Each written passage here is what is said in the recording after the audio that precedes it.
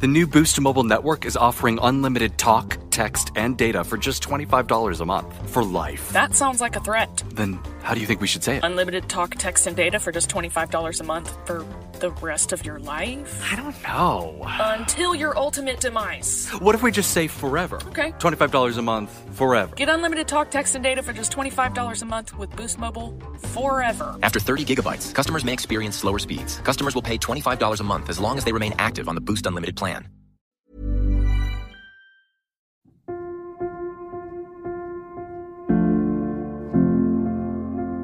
Annie, Valérie, Margot, Ludivine ou encore Guillaume ou Mel.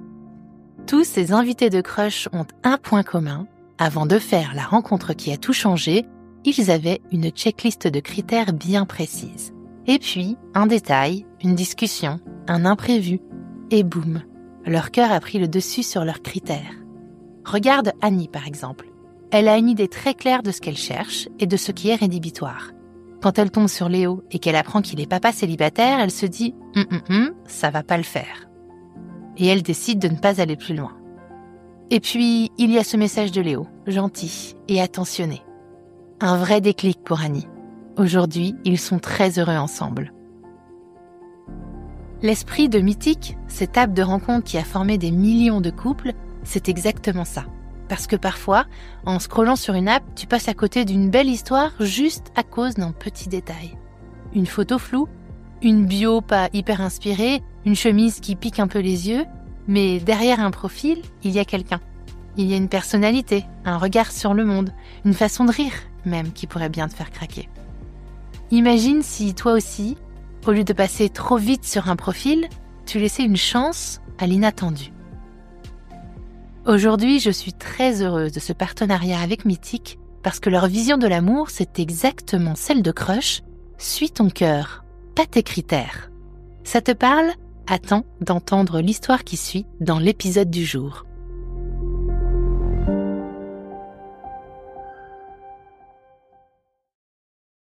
Et en fait, il m'envoie un message, mais complètement surréaliste, avec écrit « Bonjour Amandine, j'ai appris d'expérience que les femmes apprécient l'honnêteté. Donc laisse-moi te dire tout de suite que je suis un mauvais coup, sinon comment vas-tu ?» Sur le moment, déjà, je me dis c'est un copier-coller, ce message. Je me dis, il doit l'envoyer à tout le monde, quoi.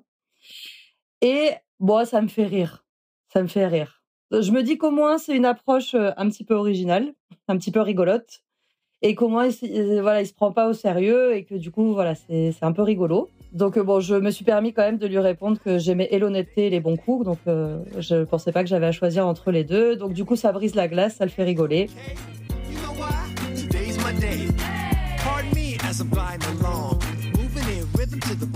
Je suis MC, la rebelle en tutu, et tu écoutes Crush, le podcast qui explore la magie des premiers jours des histoires d'amour.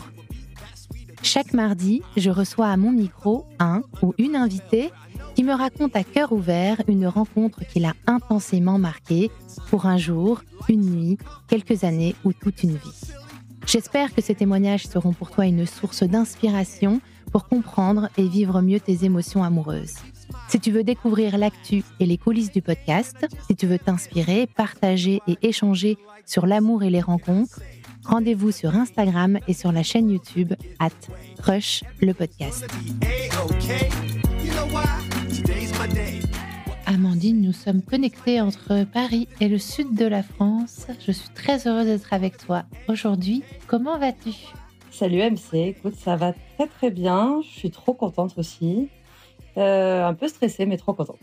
C'est toujours un peu stressant de se retrouver derrière le micro de Crush. Tout à fait. Surtout quand on a entendu tous les épisodes, ça a l'air hyper simple et en fait, non, pas tant. Je te rassure, tout va bien se passer. J'en suis sûre. Amandine, avant que tu me racontes l'histoire de cette rencontre qui a bouleversé ta vie avec Aurélien, est-ce que tu peux, s'il te plaît, te prêter au rituel de Crush, de te présenter en 5 hashtags ? Alors, en tout premier, j'ai mis #infirmière. Donc, c'est mon travail et c'est un métier un peu passion. Donc, voilà, pour moi, c'est pas anodin. Et en plus, à côté de ça, dans mes anciennes relations, j'avais vraiment décidé d'être infirmière sur tous les pans de ma vie. Donc, j'allais réparer toutes les personnes cassées que je croisais. Avant, voilà, de travailler un peu là-dessus et de pouvoir rencontrer d'autres personnes, du coup. Voilà, pour le premier. Deuxième hashtag, j'ai mis #organisation. Mes amis m'appellent le petit Tché, hein, c'est une petite blague, mais Le Tché, c'est pour son côté dictateur, c'est ça? ouais, OK. c'est ça, c'est ça. Tout à fait. De manière un peu mignonne, mais c'est vrai que j'aime bien que les choses soient organisées. Je crois que ça fait baisser mon angoisse, donc du coup, après, en troisième, j'ai mis hashtag passion livre. J'ai toujours un livre à la main, partout où je vais, et je pense que vraiment c'est ma passion. Attends, j'ai une question piège. Le dernier livre que tu as lu? J'ai fini hier un thriller, un peu thriller psychologique qui s'appelait De nulle part, qui est pas mal du tout. Après, j'ai mis hashtag sensiblo-empathique avec le bon côté de ça, mais avec le côté où du coup, c'est vrai que je suis très émotive, je prends beaucoup les choses à cœur, voilà, je suis assez sensible. C'est marrant, j'ai beaucoup d'invités qui ont, en ce moment, qui ont un hashtag hypersensible, sensible. Je pense qu'en fait, effectivement, quand tu es prompte à raconter tes émotions et à en parler, c'est pas étonnant qu'il y ait ce dénominateur commun, quoi. Non, c'est vrai. Et je crois que tu en avais un dernier. Oui, j'ai mis hashtag soleil et mer, parce que du coup, je viens du sud de la France. Je peux pas vivre sans. Les pays du Nord, j'adore voir les photos, mais je suis pas sûre que je m'y plairai longtemps. OK. Même pour des vacances. Je pourrais négocier. OK, ça marche.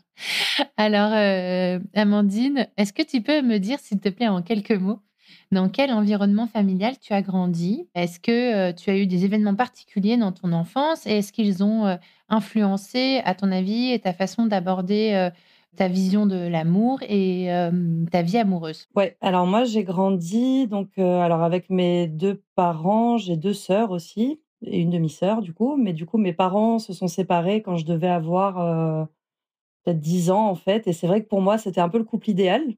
Moi, j'ai jamais vu mes parents se disputer, se crier dessus, et en fait, du coup, ça a été, hyper soudain, et en plus sur un truc un peu enfin pas très propre quoi. C'est-à-dire que voilà, mon père, là-dessus, pas très propre.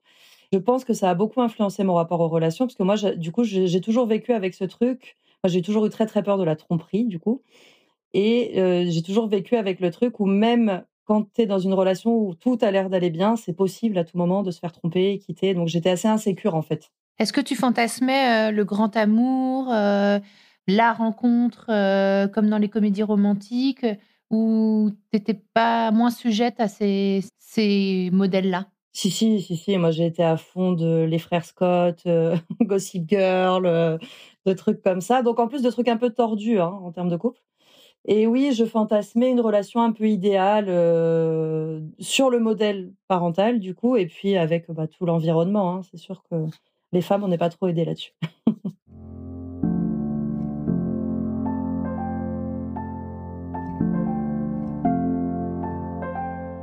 Si on prend maintenant, la machine à remonter le temps, on va pas remonter bien loin, on va remonter il y a 2 ans. Est-ce que tu peux me raconter dans quelle période de ta vie tu es à ce moment-là? Quel âge tu as et dans quel état d'esprit tu es? Alors il y a 2 ans, donc je viens d'avoir 30 ans, et en fait, je me fais larguer, juste avant mes 30 ans, mais genre une semaine avant. OK, sympa, petit cadeau. Cadeau, mais après bon voilà, du coup, c'était une personne, qui avait, bah, des difficultés, hein, parce que sinon évidemment j'y serais pas allée. Vous étiez ensemble depuis combien de temps? On était ensemble depuis 3 ans. OK, donc c'était une relation sérieuse. Ouais, ouais, c'était une relation sérieuse et une personne, somme toute, très chouette, mais avec, beaucoup de difficultés. Voilà. Toi, tu étais attachée à lui? Oui, j'étais attachée à lui, et à la fois, quand ça s'est terminé, j'étais d'accord, hein, avec le fait que ça s'arrête. C'est juste que c'est vrai qu'une semaine avant les 30 ans, franchement, gros coup de déprime, compliqué. Dans le même temps, je savais que ma meilleure amie, elle m'avait organisé un week-end de teuf, pendant 2 jours. Donc je suis pas trop dans le mood, mais en même temps, voilà, bah, je participe à tout et puis mine de rien, ça fait quand même du bien. Et en fait, je sais pas, ça me fait une espèce de prise de conscience où je me pose et où je me dis: «Mais en fait, je sais ce que je veux», et je me mets toujours dans des relations où en fait, je n'aurai jamais ce que je veux avec ces personnes-là, en fait.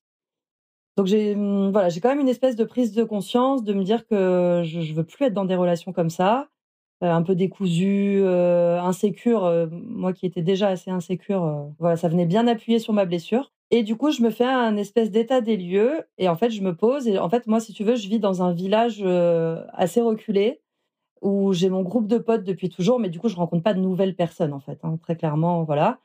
Et donc, du coup, je me pose et en fait, je me fais une liste de critères, mais vraiment extrêmement précise, sur ce qui est important pour moi pour construire une vie de couple, en fait. Tu fais cette démarche toute seule ou t'es accompagnée? Non, non, toute seule. Et ta liste, genre, dans ta liste, il y a combien de. Il y a genre quoi? Alors, il y avait des trucs au début très pragmatiques. Donc, par exemple, quelqu'un qui a un boulot à peu près stable. En tout cas, voilà, qui sait à peu près où il en est dans sa vie, quoi, qui est pas complètement paumé à 30 ans. Des trucs, alors il fallait que la personne habite proche de chez moi, voilà, des choses comme ça. Et après, à côté de ça, par exemple, moi, je ne supportais plus à ce moment-là, bon, et c'est encore le cas aujourd'hui, mais je supporte plus aucune remarque machiste. Mais même des trucs, tu sais, des petits trucs qui peuvent passer comme du «Oh ça va, c'est pour rire». En fait, je ne supportais plus du tout. Oui, le sexisme ordinaire. Voilà, le sexisme ordinaire, tu vois? Les «Oh bah, tu tes règles», tu vois? Des trucs comme ça, des ou même des petites remarques sur, les femmes d'un point de vue général. En fait, je ne supportais plus, donc ça faisait vraiment partie de mes critères.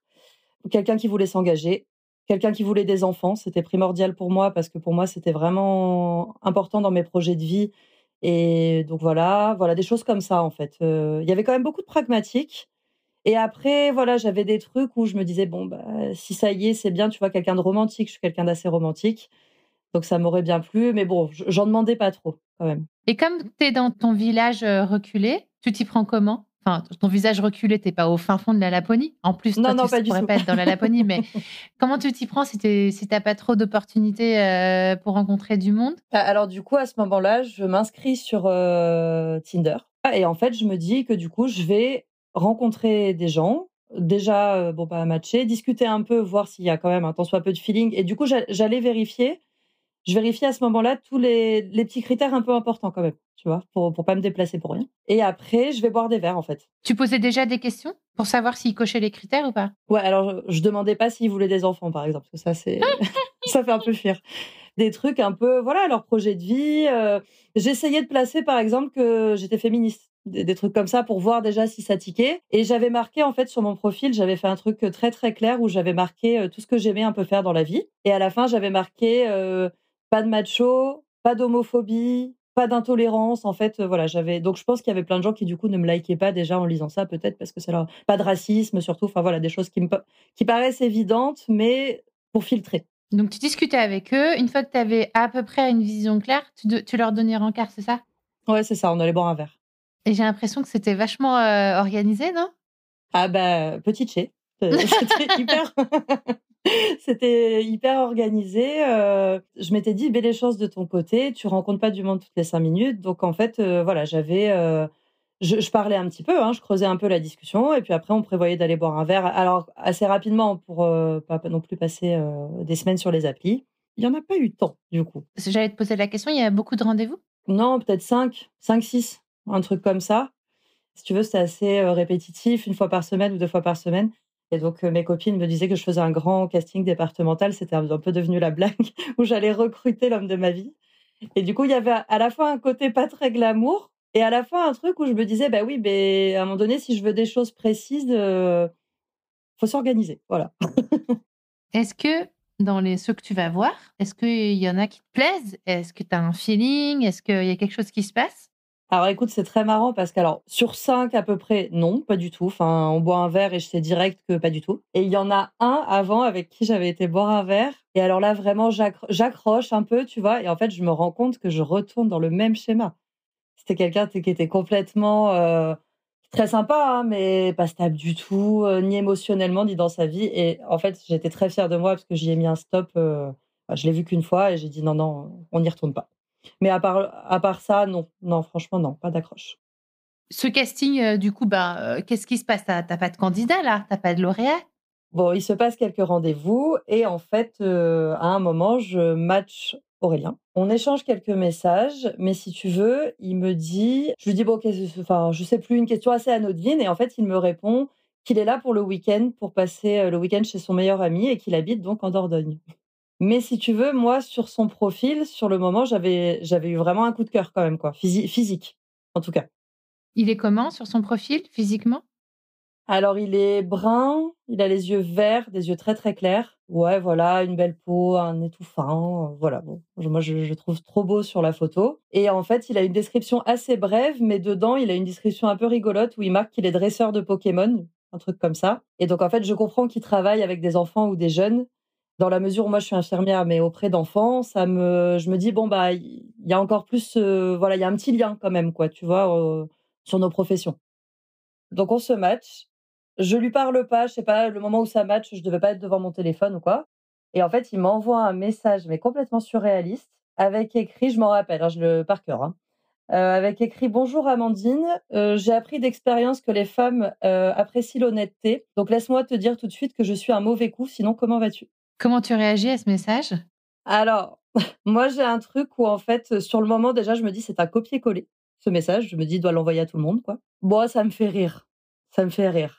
Je me dis qu'au moins c'est une approche, un petit peu originale, un petit peu rigolote et qu'au moins voilà, il se prend pas au sérieux et que du coup, voilà, c'est un peu rigolo. Donc bon, je me suis permis quand même de lui répondre que j'aimais et l'honnêteté et les bons coups, donc je pensais pas que j'avais à choisir entre les 2. Donc du coup, ça brise la glace, ça le fait rigoler.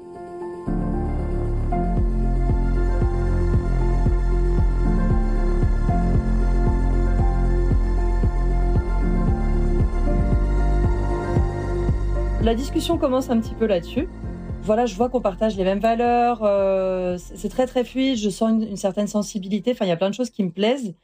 En même temps, il m'a dit qu'il habitait en Dordogne, donc c'est vrai que sur le coup, je me dis: «Est-ce que vraiment, est-ce que c'est vraiment utile, quoi?» Mais quand même, comme il me plaît bien, je finis par me dire: «Bon allez, je lui propose d'aller boire un verre le dimanche soir». Il m'avait dit qu'il était là que pour le week-end, donc je me dis: «En gros, c'est maintenant ou jamais, quoi». Donc je lui envoie un message en lui demandant s'il est dispo pour aller boire un verre et en fait, il me répond au début, oui, pourquoi pas, enfin qu'il va essayer et puis en fait, le mec me dit non, quoi. Il me dit: «Bah non, écoute, je suis désolé, ce sera pas possible, je pense que j'aurai pas le temps». Il me dit qu'il est chez des amis et il me dit: «On se croisera une prochaine fois». Bon, moi, je me dis: «En vrai, je pense qu'on se croisera donc jamais, hein, clairement». Mais voilà, du coup, ça s'arrête là-dessus. Donc il est pas supra emballé, quoi. Moi, c'est ce que je me dis. Moi, sur le coup, je me dis: «Bon, en gros, c'était ce soir ou jamais, il se rend pas dispo, c'est peut-être qu'a priori, moi, je suis à fond, lui pas tant, quoi». Du coup, il repart. Moi, il m'avait dit qu'il repartait chez lui le lendemain. Il repart en Dordogne et ça me trotte dans la tête. Tu vois, je suis un peu dégoûtée, je sais pas trop quoi en faire et finalement, le lendemain, je lui envoie un message assez anodin en lui demandant s'il est bien rentré, et cetera et il me répond un roman, quoi. Enfin, il me répond pas un truc de mec qui s'en fout. Il me répond un très long message, Il te répond quoi? bah, des trucs, pas spécialement importants, tu vois? Mais voilà, il m'explique qu'il est bien rentré, qu'il me marque quand même qu'il est hyper déçu qu'on n'ait pas pu boire un verre ensemble, la veille. Il m'explique ce qu'il a fait pendant son week-end, voilà, mais quand même un message pour quelqu'un où je pouvais me dire: «Il s'en fout», un message assez long, en fait. Donc toi, tu te dis que peut-être à ce moment-là, tu te dis, peut-être qu'il s'en fout pas, en fait? Voilà, je me dis peut-être qu'il s'en fout pas, peut-être que quand il m'a dit parce qu'il m'avait dit que la veille, il était chez des amis et il pensait pouvoir s'esquiver à un moment, mais que du coup, ça a pas été possible, que peut-être c'est vrai, en fait, et que bon, voilà. Et à partir de ce moment-là, s'ensuit du coup, une espèce de relation épistolaire, par, WhatsApp, mais avec des messages, en fait, on s'envoyait des pavés, quoi. Des trucs, que je pouvais d'ailleurs pas lire entre 2 parce qu'il fallait vraiment que je sois posée. On s'envoyait des pavés et on échangeait et on débattait, mais sur, des milliers de sujets, et en fait, au fur et à mesure des discussions, je me rendais compte à quel point on était raccord. Raccord sur quoi? Ben tout. On avait des valeurs hyper communes. Je me rends compte qu'on a des idées, je sais pas, même politiques, similaires, qu'on a les mêmes envies, qu'on a les mêmes visions, que quand on parle, même de sujets de société et cetera, je vois voilà, que c'est quelqu'un d'engagé, quelqu'un qui réfléchit. C'est lui, ça j'avais trouvé ça incroyable, mais je lui pose un peu des questions sur, comment il a vécu sa vie sur Tinder, s'il a fait des rencontres sympas et cetera et il me répond, spontanément: «Mais en fait, c'est à toi que je devrais demander parce que c'est toi qui es une femme sur Tinder et je pense que c'est vraiment moins marrant, quoi, que l'inverse», et en fait, tu vois, c'est des petits détails, mais où je me dis: «Waouh, c'est quelqu'un qui a cheminé». Tu disais au début que tu étais, féministe. Est-ce que tu dirais que lui était un homme féministe? Est-ce qu'il cochait cette case-là aussi? Oui, mais en fait, c'était incroyable parce que du coup, il me cite des livres, mais vraiment spécifiques au féminisme qu'il a lus, quoi. Tu vois, il m'envoie des photos chez lui de livres qu'il a en me disant: «Voilà, j'ai lu là-dessus, Je sais pas si tu l'as lu, mais c'est super. Enfin, tu vois, il me conseille des livres, en gros. Et moi, je me dis, mais c'est fou. Enfin, a priori, soit le mec est taré, et il a été les acheter pour pouvoir me les envoyer en photo. Mais je ne pense pas. Et donc voilà, enfin, assez incroyable. Parce que moi, je demandais à un mec pas macho, mais de là à demander à un mec féministe, je n'aurais pas été jusque-là, quoi. Est-ce qu'il ressemblait un peu aux hommes avec lesquels tu étais avant? Le côté abîmé ou pas du tout? Un petit peu. Parce que je pense que s'il y en a pas du tout, moi, je peux pas. Un petit peu, mais stable. C'est-à-dire que c'est quelqu'un, oui, qui pouvait avoir un peu des traumas d'enfance, etc. Tu vois, mais qui avait bossé sur lui, qui s'était fait suivre par un psy pendant des années. Voilà, donc en fait, c'est quelqu'un qui, oui, pouvait avoir un peu des traumas, mais des traumas travaillés. Tu sais que j'ai lu une stat hallucinante qui disait quel écart. Alors, j'ai pas envie de dire de bêtises, donc j'ai pas la stat exacte, mais je crois que c'est que 20% des hommes sont déjà allés voir un psy, quand le pourcentage est bien plus élevé pour les femmes. Et en fait, je trouve que là, t'en parles, et en fait, je me dis que ça peut être un critère, ça, de se dire, est-ce qu'il a fait ce travail d'introspection, d'aller parler de son intimité, de ses émotions, de son histoire à un psy, tu vois, dans la liste de critères. Je me dis, en fait, ça dit tellement de choses sur un homme aujourd'hui. Mais je suis tout à fait d'accord. Et en plus, je trouve que le fait d'aller voir un psy, c'est que tu as un petit peu de capacité de réflexion et de remise en question. C'est-à-dire que t'es pas braqué sur le fait que peu importe les situations qui t'est arrivées, c'était pas juste. C'est que t'es OK avec le fait d'aller travailler sur aussi ta part de responsabilité sur les choses et tout. Donc, pour une vie de couple, c'est pas mal quand même.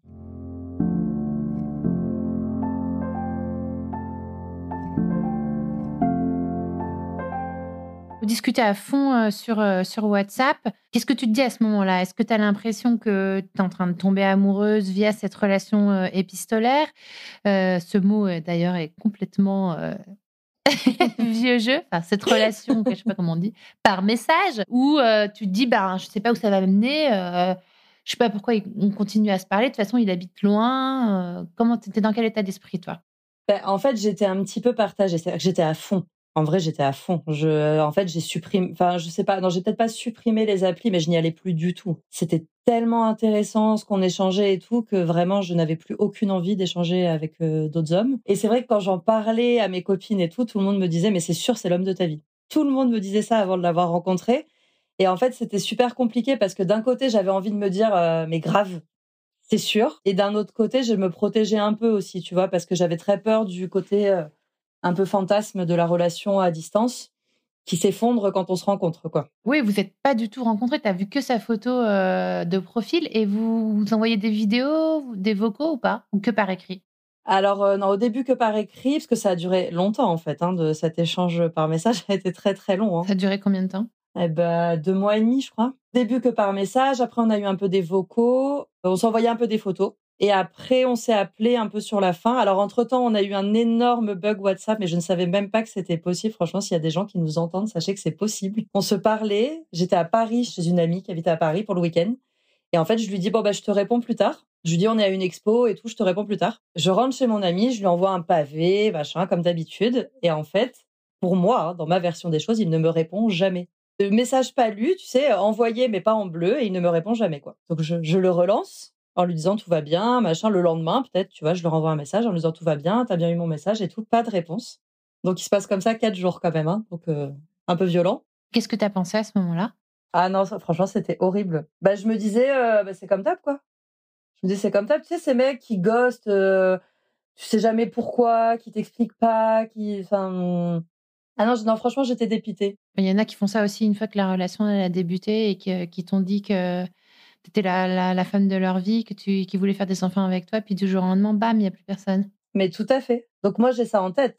Je peux pas avoir autre chose en tête, tu vois, sur le moment, d'aller imaginer qu'il y a un bug sur WhatsApp, c'est quand même improbable. Non, bah ouais, tu t'inquiètes pour lui? Ah, au début, je m'inquiète, après, je suis vénère. Et c'était quoi le fin mot de l'histoire? Et ben, en fait, si tu veux, au bout de 4 jours, il me renvoie un message, mais du coup, pour moi, complètement hors sujet avec ma vision de la situation, hein. Il me renvoie un message avec écrit: «Salut Amandine, j'espère que ton week-end à Paris s'est bien terminé. J'espère que tout va bien. Prends soin de toi». Et je me dis: «Mais comment ça, prends soin?» Alors moi, je me dis: «Mais en fait, il me next, quoi», tu vois? Enfin, et donc je lui réponds un truc un peu agressif quand même, en lui disant, «Bah, dis donc, le changement de ton est radical», enfin voilà, un truc un peu gavé. Il me dit: «Mais je comprends pas pourquoi tu me dis ça. j'ai vu que tu m'avais pas répondu pendant ton séjour à Paris. Je me suis dit que tu devais être occupée avec tes copines. Je voulais pas être harcelant, en gros, quoi. Donc là, je comprends pas du tout la situation. Et en fait, je remonte les messages et je vois que après tout cet échange, les messages que je lui avais envoyés auxquels il avait jamais répondu ne sont toujours pas en bleu, en fait. Ne sont toujours pas en lu, quoi, tu vois. Et donc là, on se screenshot chacun notre version de la conversation, quoi. Et en fait, lui, il a jamais reçu mes messages. Et toi, tu recevais les siens ou pas? En fait, le truc s'est débloqué quand c'est lui qui m'a réécrit. Oh punaise, si WhatsApp se met à faire du ghosting dans les relations amoureuses, là, ça va pas du tout, ça. Ah non, mais horrible. Ça m'est jamais arrivé. Ah si, moi, une fois, ça m'est arrivé, j'ai reçu un message qui m'était pas destiné. Ah oui, c'est encore autre chose. C'est des fois plus rigolo. Très, très, très déplacé, très, très, C'est vrai. très embêtant. Ouais, carrément. Bref, Ah non, la gêne de la personne, ça doit être horrible. ouais, pas beau. Ok, bon, alors du coup, vous vous rabibochez, parce que toi, t'étais vénère. Oui, j'étais un peu. En fait, quand je comprends qu'il y est strictement pour rien et que lui, il me dit, mais en fait, moi, ça fait 4 jours qu'il se disait la même chose. Il me dit, moi, ça fait 4 jours que tu me dis que t'es avec tes copines et que tu me réponds plus tard et que je me dis, bon, je vais pas la harceler. Voilà. Et puis qu'au bout d'un moment, il me dit, bon, quand même, je te réécris, quoi, parce que, bon, voilà, ça s'arrange. Et puis, bon, du coup, ça compte, ça devait être peut-être au mois d'octobre. Et en fait, au bout d'un moment, il me dit, bon, écoute, je vais prendre un billet, je vais venir, quoi, pour qu'on se rencontre en vrai. Parce que là, du coup, c'est bien sympa d'échanger comme ça. On voit qu'il y a un super feeling, mais faut le vérifier, du coup. T'as peur, toi? T'es contente? T'as peur? Les deux. Je suis hyper contente. Oui, non, j'ai un peu peur quand même. Je suis un peu stressée. Donc, il prend un billet. J'ai peur du fantasme qui s'effondre. J'ai peur que ça le fasse pas autant. J'ai peur de pas lui plaire. Gros manque de confiance, tu vois. J'ai peur de pas lui plaire. Je sais pas, c'est des trucs un peu débiles, mais tu vois, je fais pas du 36, quoi. Donc j'ai peur, je fais pas non plus, enfin, tu vois, on va dire que je suis dans une norme, tu vois. On va dans la norme française. Mais du coup, je me suis toujours trouvée trop de ventre, trop de cuisses, machin. Donc ça, c'est ma grosse obsession, tu vois, que peut-être je pourrais ne pas lui plaire à ce niveau-là.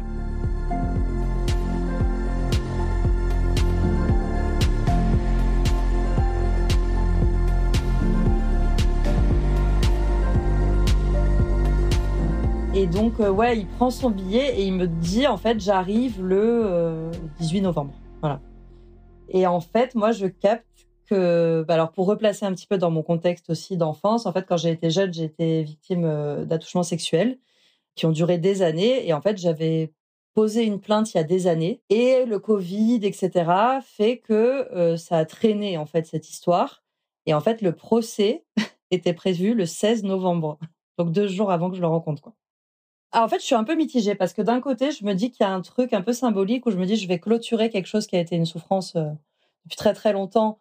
Et puis finalement, peut-être c'est le moment où j'ouvre, enfin voilà, un chapitre de ma vie sur des bases, tu vois, plus saines. Et d'un autre côté, je me dis mais en fait, je sais pas du tout comment je vais le vivre. Tu vois, parce qu'en plus, ça s'est passé avec une personne de ma famille, donc il y a tout un contexte familial pourri autour, tu vois. Et du coup, je me dis, est-ce que je vais être perturbée? Est-ce que je vais vraiment être dans un mood rencontre, séduction? Tu vois, je suis un peu entre deux, quoi. Bah, t'es forcément enfin, j'imagine, dans un état de vulnérabilité, quoi. Complètement. Donc voilà, ça, il m'annonce la date où il arrive, peut-être un mois avant d'arriver, en fait. Il reste un mois, quoi. Tu te confies à lui là-dessus ou pas, à ce moment-là? À la base, c'était pas prévu. Mais du coup, quand il me dit ça, j'y réfléchis un peu. C'était le moment où, en plus, on commençait un peu à s'appeler, tu vois. Donc, la discussion est plus fluide par téléphone, quoi. Et du coup, je lui explique, quoi. Je lui dis, écoute, sans rentrer dans les détails cringe de ma vie avant même qu'on se soit rencontrés, voilà, il y a ça dans mon passif. Et en fait, je te le dis parce que le procès est 2 jours avant et que du coup, je sais pas trop, je sais pas trop comment je serai, en fait, à ce moment-là, quoi. Comment tu vis, toi, cette période-là? Ah, en fait, je pense que je m'écoutais pas trop, mais que j'avais une angoisse permanente. Donc, je faisais des nuits entrecoupées alors que je suis quelqu'un qui dort très, très bien d'habitude. J'avais une espèce de boule dans le ventre, tu vois? Je suis stressée. Je suis hyper stressée. Et comment se passe le procès? Bien, parce qu'il est condamné, donc il reconnaît les faits, il est condamné, donc enfin, bien. Comme un procès comme ça peut se passer. Mais il y a tellement de victimes qui finissent sur du classé sans suite pour faute de preuves et des accusés qui sont pas en capacité 2 minutes de comprendre aussi le besoin de la victime d'être reconnue, que franchement bien, globalement bien. Tu encaisses, tu arrives à pas t'effondrer, tu échanges avec Aurélien? Ouais, franchement, non, franchement, je m'effondre pas. Après, tu sais, c'est un truc qui s'est passé, du coup, il y a tellement longtemps que moi, je l'ai travaillé, tu vois. Je me suis fait suivre, voilà, je l'ai travaillé. J'avais quand même besoin, je pense, d'une reconnaissance du statut de victime, quoi. Enfin, voilà. Mais non, je m'effondre pas. Honnêtement, sur le moment, c'est dur, hein. Mais après, j'ai des amis qui avaient trop mignons, qui avaient posé leur journée pour être avec moi après le procès, parce que ça se finissait vers midi. Et du coup, on se rejoint tous chez moi et voilà, on boit du champagne, on discute. Enfin voilà, ils avaient organisé un petit truc pour pas que je sois toute seule. Donc, ouais, trop mignon. Aurélien, tu vois, à la fois, il est là, mais il est pas envahissant parce qu'on se connaît pas non plus en visuel. Donc, il m'envoie des petits messages en me disant qu'il pense à moi, que peut-être que j'ai plus envie de parler avec mes amis et que ce serait normal, mais que si j'ai envie de lui parler, il est là. Enfin, voilà. Et il arrive 2 jours plus tard? Et il arrive 2 jours plus tard. Comment se passe cette première fois, en fait, où vous vous voyez? Alors, en plus, en sachant qu'on avait par message, on en était déjà à des trucs d'amour un peu, hein. Ah, attends, des trucs d'amour ou des trucs de sexe? Ou les 2? Alors, des trucs de sexe, pas... Alors, peut-être un petit peu suggéré, mais Aurélien, c'est pas du genre à faire des sextos, quoi, tu vois, donc pas du tout. Donc, des trucs un peu où moi, tu vois, je peux lui dire à des moments, là, on a assez discuté, peut-être qu'on fera d'autres choses, tu vois, des trucs comme ça. Mais voilà, assez subtil. Mais parce que des fois, dans les relations comme ça, par message, en fait, même sans se connaître, t'as des trucs, ça part en cacahuète, quoi. Oui, alors ça aurait pu, c'est pas sa personnalité. Moi, ça pourrait, tu vois. Je pense que lui, c'est pas sa personnalité. Et non, des trucs un peu, tu vois, on se dit je t'embrasse. Je me rappelle que je l'appelais homme de mes rêves, dans l'espèce de double sens qu'il y avait là-dessus, tu vois, parce que du coup, c'était encore du fictif, quoi. On s'envoie des cœurs, enfin voilà. Donc on est déjà quand même dans un truc assez engagé avant de s'être vu. Comment se passe cette première fois où vous vous voyez? Alors, du coup, il était donc c'est son ami qui l'avait récupéré à l'aéroport et en fait, on se rejoint devant un bar, bref, Aurélien et moi. En fait, il arrive et lui, il avait été hyper insistant sur le fait qu'il voulait absolument pas que je me sente obligée de quoi que ce soit parce qu'il avait pris un billet d'avion, en gros. Donc, il avait très peur de ça, que je me sente obligée qu'il y ait un truc entre nous et il m'avait dit: «En fait, c'est complètement OK si quand on se rencontre, tu me dis, bah, en fait, non, quoi. Enfin, en fait, j'ai pas le truc pareil. Ok, donc là, on est en train de créer le hashtag je veux mon Aurélien, on est d'accord? Ouais, je comprends. Trop mignon. Et du coup, voilà. Donc lui, je le vois arriver.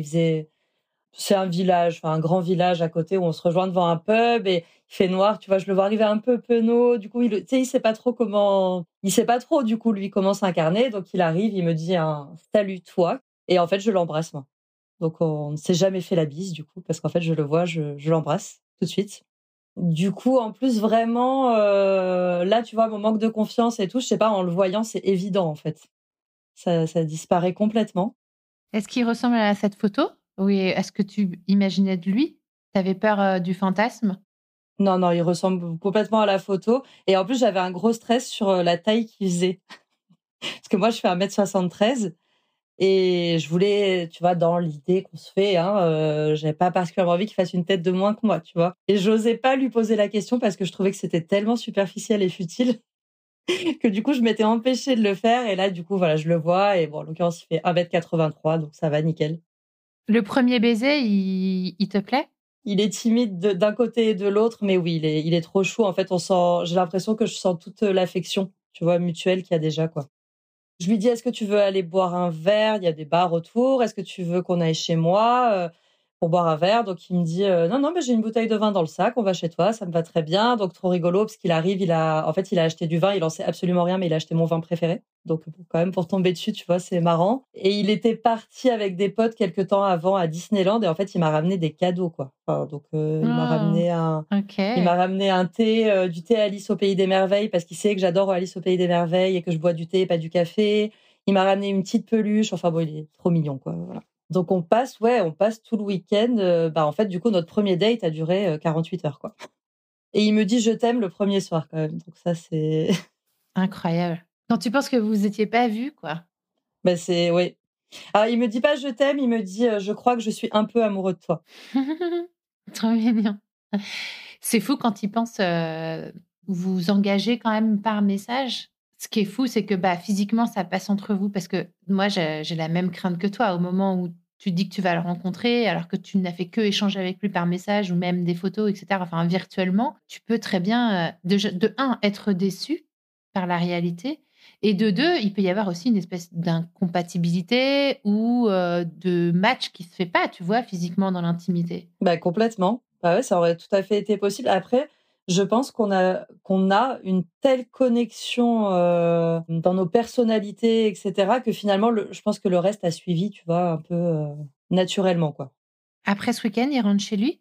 Il rentre chez lui et ouais, il rentre après 3 jours, du coup. J'avais posé mon lundi et tout, tu vois, sans jamais l'avoir rencontré. Il rentre chez lui et en fait, donc je le dépose à l'aéroport, je rentre chez moi et il avait caché partout dans mon appartement, à des petits endroits, des petits mots d'amour, cachés d'une manière où du coup, je n'ai pas tout eu en même temps. Donc tout au long de la semaine, en fait, des fois, je Hashtag prenais je un veux truc. mon Aurélien. Ouais, je sais, trop mignon. Et donc ouais, des fois, tu sais, je prends un truc et puis là, je découvre un autre petit mot. Enfin, du coup, assez rapidement, on prévoit, après pour les vacances de Noël, de faire. Il vient une semaine et moi j'y vais une semaine parce que lui, je l'ai pas précisé, mais il est prof, donc en fait, il a toutes les vacances scolaires et il a des horaires un peu cool, quoi. Tu vois, il a souvent des longs week-ends, donc en fait, c'est assez facile pour s'organiser à distance, en fait. Donc là, c'est un peu quand même le baptême du feu parce que du coup, on fait 2 semaines ensemble, une semaine chez moi, une semaine chez lui, où du coup, on est ensemble H24. Et en fait, c'est hyper fluide, quoi. C'est évident. Ce qu'on se dit tout le temps, c'est l'évidence. Comment va évoluer votre relation? Est-ce qu'à un moment, il est question que vous vous rapprochiez l'un de l'autre? En décembre, il me dit, écoute, à la fin de l'année, je déménage. Il peut déménager, lui, avec son job? Lui, il était contractuel là-bas parce il avait pas voulu être muté, etc. Donc, il était contractuel. Donc oui, il a posé sa démission pour la fin de l'année et il était propriétaire d'un appart, donc il a fait des travaux, il l'a mis en loc. On a fait des allers-retours pendant du coup quelques mois là, jusqu'à début juillet. On s'est fait du coup plein de petits week-ends un peu partout. C'était un peu la petite fête à chaque fois. Et on a fait tout un truc aussi où on s'envoyait des lettres d'amour, tu sais, mais par la poste quoi. C'était trop la petite surprise à chaque fois qu'on en recevait une chacun. C'était trop cool. Et voilà. Et puis il s'est installé du coup chez moi en juillet 2023.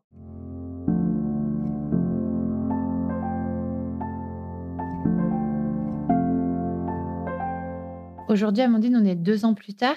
Comment évolue votre relation? Vous en êtes où aujourd'hui? Alors écoute, aujourd'hui on est mariés depuis le mois de septembre.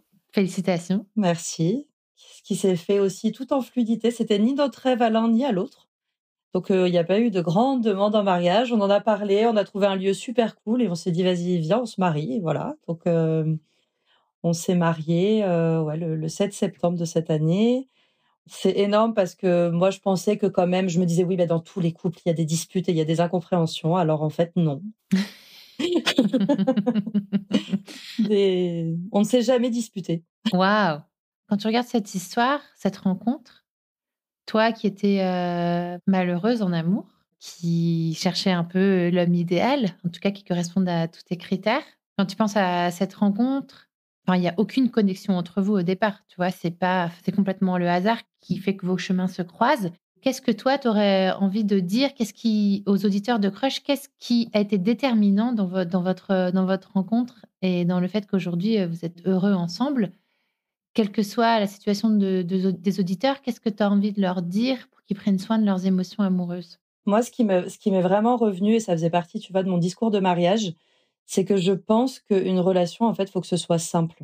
C'est-à-dire que quand il y a 15 000 mises en échec X ou Y, c'est qu'en fait, la personne, elle a pas vraiment envie, quoi. Moi, je pense. Et que du coup, voilà, de partir d'une base commune, de valeurs, d'envies communes, de projets communs, quand même, et qu'après, que ce soit fluide et simple, parce qu'en fait, moi, je l'ai vécu, hein, et je sais que ça accroche beaucoup, ces trucs où du coup, la personne, elle est un peu là, mais pas vraiment, etc. Je pense pas qu'on puisse vraiment construire sur ça. Après, c'est mon opinion, hein, il y a plein d'exemples. J'écoute assez Crush pour savoir qu'il y a des contre-exemples. Mais moi, vraiment, ce qui a été pour moi hyper apaisant, et c'est la simplicité, quoi. On avait autant envie d'être ensemble l'un que l'autre. En fait, ça n'a jamais été une relation déséquilibrée, et ça fait du bien. Et sans doute aussi parce que vous aviez fait, vous, tout votre travail d'introspection de façon, individuelle avant de vous rencontrer aussi. Ça, c'est sûr. Est-ce que tu as envie de glisser un petit mot à ton amoureux? #on veut tout un Aurélien. Ouais, écoute, Je t'aime, mon nounou. Merci d'être toi. Et tu vois, tout le monde veut un toi. C'est normal. Je suis d'accord avec ça. Merci beaucoup, Amandine. Merci beaucoup, MC.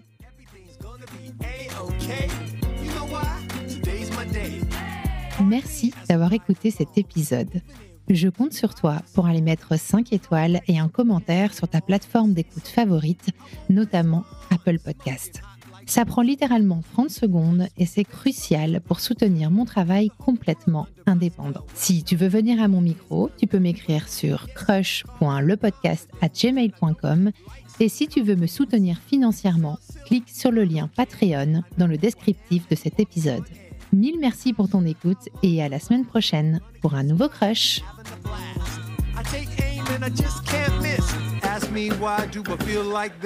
What can I say? Today's my day. Nothing in the world's gonna get in the way. Everything's gonna be A-okay. You know why? Today's my day. What can I say? Today's my day.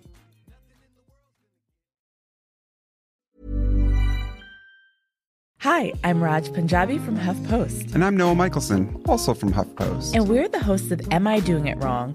A new podcast that explores the all-too-human anxieties we have about trying to get our lives right. Each week on the podcast, Raj and I pick a new topic that we want to understand better and bring a guest expert on to talk us through how to get it right.